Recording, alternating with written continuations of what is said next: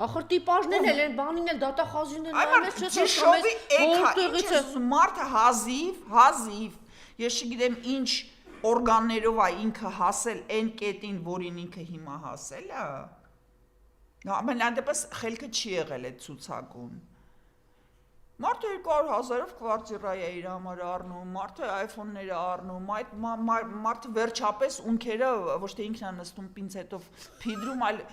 մարդը գալիս իր կաբինետում ունքերը կարգի է բերում։ Հիմա քեզ կպատասխանի Վահագասի ոչ, ես դեռ 18 տարեկանից հատուկ մասնագետ ունեի, որ գնում է իր մոտ։ Իսկ նա մասնագետն է գալիս իր մոտ։ Հա, հասկացա, ներողություն, նյուանսներ կա, լավ,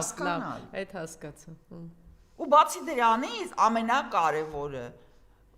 որ ինքը դրա հետ միասին ոչինչ պետք է չանի, կարա չանի։ Ինքը կարա փաստաթուղթ չկարդա, ինքը կարա գործ չանի, իր աշխատանքը ընդամենը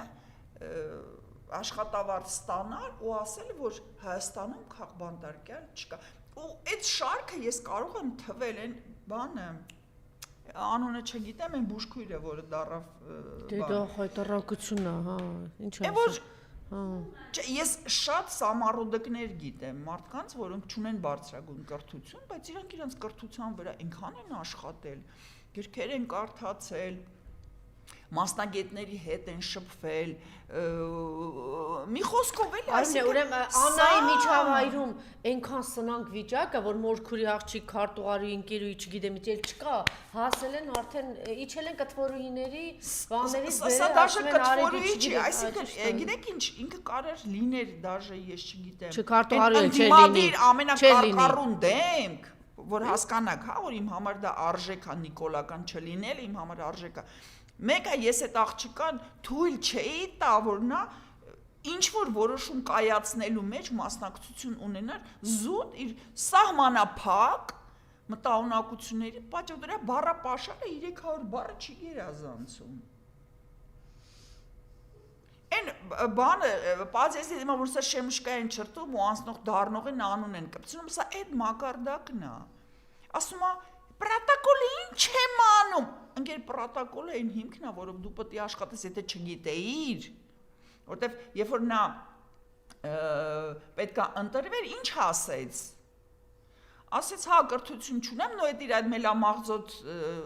բանը թողենք մի կողմ, իր խոսքի իմաստն էր, հա, ընկեր կրթություն չունեմ, բայց օրենքները կկարդամ, կսովորեմ, օրենք սովորելու մեջ ինչ կա, ես մի ամիս ու կեսվա ընթացքում սաղ էդ իմ բացերը բան կանեմ, ինչը ողջունելի է, կրկնում եմ, կան մարդիկ,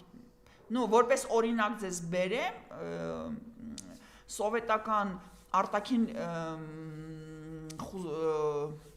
внешней разведкայի տնօրենը դարձավ Պավել Ֆիդինը, որը գյուղի տղա էր, հասար են Սիբիրի գեղերից եկել էր ու էլեկտրիկ էր աշխատում բանում կամ են ԿՎԴ-ում էր կամ բանում ՕԳՊ-ում արդեն չեմ հիշում մի խոսքով այդ ստրուկտուրաներում ու երբ որ Ստալինը բոլորին սենց մախելով գնաց ու ղեկավար չկար այդ ստրուկտուրայում այդ Ֆիդինին առաջարկեցին ղեկավարել այդ արտաքին հետախուզության ծառայությունը ու նա դարձավ սովետական միության պատմության մեջ լավագույնը իրան նման այդ ամբողջ սովետական